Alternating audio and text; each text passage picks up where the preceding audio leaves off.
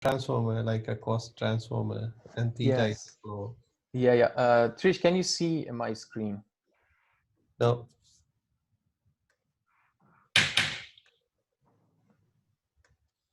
So do you see it now? Somebody's knocking on my door.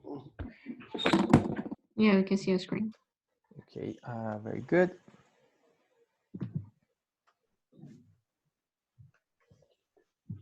I'll take it. So, hold on. Somebody is delivering a parcel. So. Okay, no worries. I just draw something till you come back. Thank you.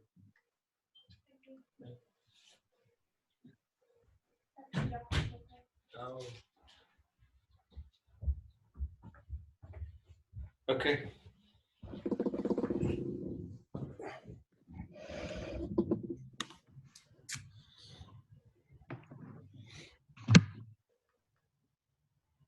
And you know, for 3D definition, it's really hard to do. You know, Trish, there is another way of doing the model except drawing the flow through the system. Okay. It's actually better for mechanical systems. There,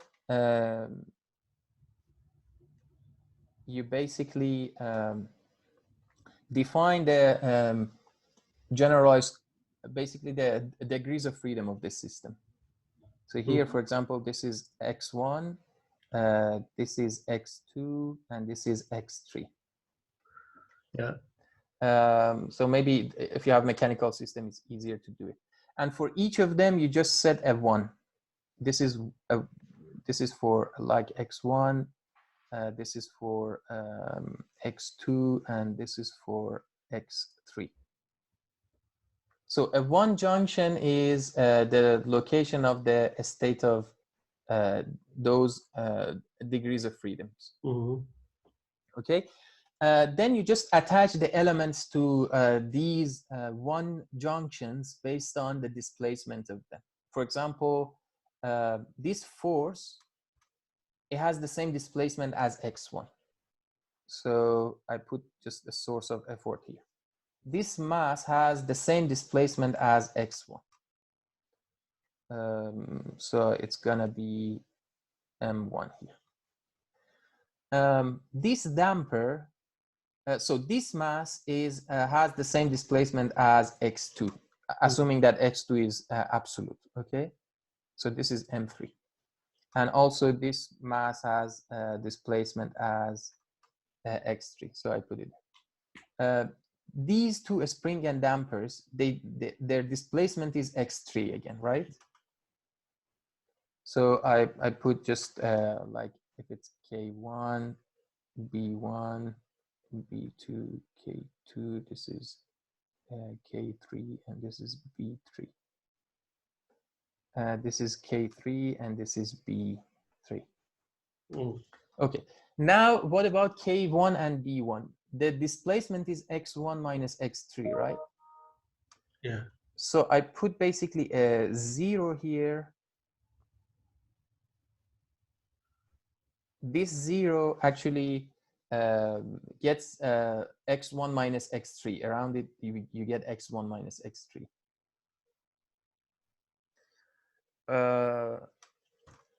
And then, since both K1 and B1 have the same displacement overall, so I get a 1, and then I get K1 and B1.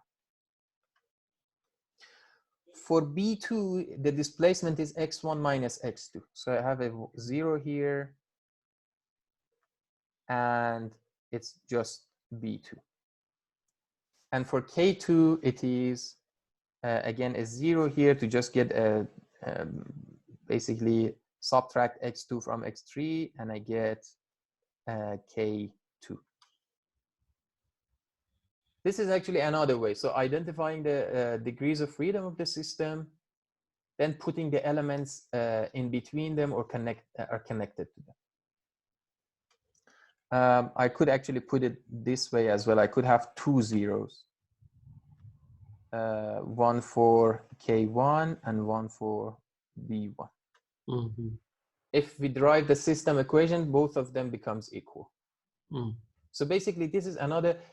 So if you want to do a mechanical system that you know the degree of freedom for, this way of modeling the bond graph is easier Mm. than following the flow, determining what remains constant across each element, and then what remains, what is distributed across each junction. And it gives you a more compact form from the beginning. So you identify the degree of freedom, you put a 1 there. Anything with that degree of freedom directly connects to that one. Anything that is in between those, you put a 0 and connect those two, and then you connect it to B, to those.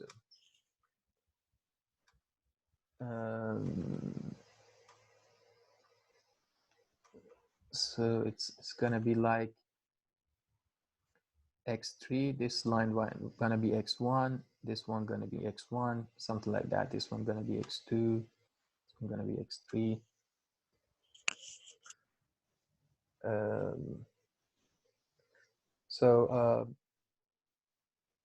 But for example, using this approach here is a bit tricky. Mm. Unless you have a good, well, for electrical systems, we are good as well, but probably hydraulic system is a bit harder. We need to identify where the flow is constant.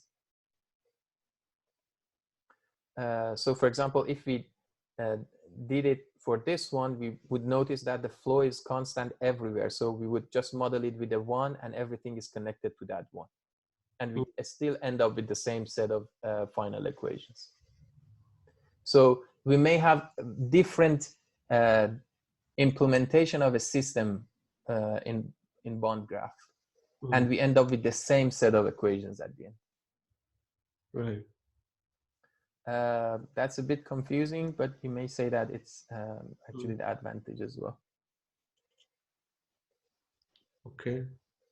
Yeah, still that cosine thing is a problem, right? Yeah, it's a problem. That's it helped with the cosine thing if,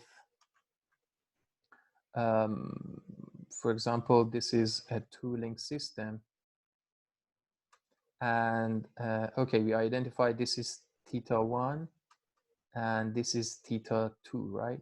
And this is m1, this is m2. Okay, let's do it that way. This one is for theta 1 and this one is for basically theta 2 minus theta 1, because these are absolute values. Yeah. Okay, so we get a 0 in between and we connect it to basically I2, and then if we have a motor, that motor is working on theta 2 minus sorry, it is theta 2 plus theta 1. So it's basically, I mean, this is the absolute angle of M2, not the relative angle. And this motor works on the second joint. On the first joint, we have another motor. But then you see that this is only for rotational part, right? Again, we have X and Y, 2 for the position, and X and Y, 1 for the position of this one. So I may end up basically drawing 2 more bond graphs for the other 2 dimensions. Okay. But then the question is, okay, I said a 1 for example, x1 and a 1 for x2, right? I can actually put a transformer here with basically x1 equal to like cosine of theta L, something like that. And a transformer here between the 2 systems. So let's not telling that. Let's say again, x1 is connected to m1, x2 is connected to m2, x1 is connected to m1. Then we have gravity working on both, so that's source of effort for gravity. But how these two are connected together? Through the other system, right? Through these transformers that basically says x1 equal to L cosine of theta 1 and x2 equal to L sine of theta 1. And then you have to have the same thing on the top side for... Hadi, are you recording this? Yes. Okay. Sorry, Hadi. Sorry, no Trish. worries, no worries. Yep. Yeah, I gotta go. So something come up. I'll keep in touch with you guys. Thanks a lot, Hadi, for the tutorial. See you No later. worries. Yeah. See you later. Bye. And then we have another one for y1, another one for y2. There is no, okay, there is no gravity in x direction. There is gravity in the y direction.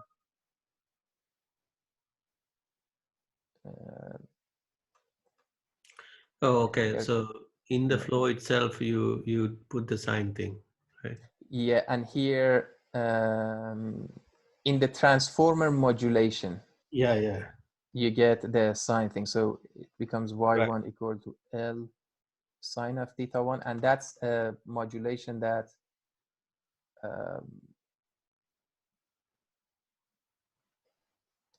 this modulation is a nonlinear modulation. So it's like, well, it's of course it's y dot, and then you have to have theta dot on the other side, and then you have to make sure that this satisfies the constant power flow. Right. So you end up with basically not L sine of theta, but theta dot minus L cosine of theta, something like that. So these basically the Jacobian elements, the Jacobian matrix elements, are become modulators of this bond graph. You see, it's and now you have to just solve those equations with MATLAB. It's not really helpful, to be honest. Yeah. And you want to do it in 3D. So you know the transformation matrix is very powerful for that case. Yeah.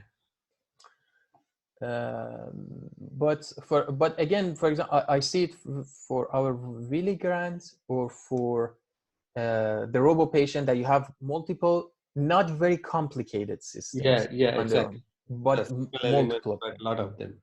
Yeah, a lot of them interacting with each other, facing with each other. So basically, it is a kind of a alternative for finite elements, right? No, actually, it's for large multiphysics systems, but with simple elements. So, for example, you know what good is I may have a finite element box and connect it to a bigger, like for example in Willy we are doing this for each. We get the whole system, but then we put a finite element boxes at the end. Right. So it's basically in this case that we had this motor and system, we basically model them separately, and then we find the gyroscope transformations and put it in between the systems. It basically does it better in a better way. Right. And solves any modeling issues, basically bring up any modeling issues that you may have. It's actually real powerful for multiphysics, for like piezoelectric you have, or for shape memory alloys. You have thermal domain, mechanical domain, and then electrical domain if you're doing Joule heating, for example. And for large system, for example, like you have a fighter jet, it has all of these electronics, mechanics, hydraulics, gas, everything is interacting with each other.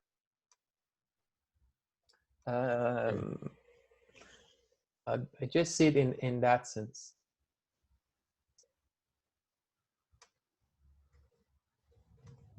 Yep. Great. Okay. But it's good to. I just tried to do it in a tutorial way, so if you kind of practice, engage. This is really good. Yeah. So we can again and try again. Practice and everything. I just uploaded as well.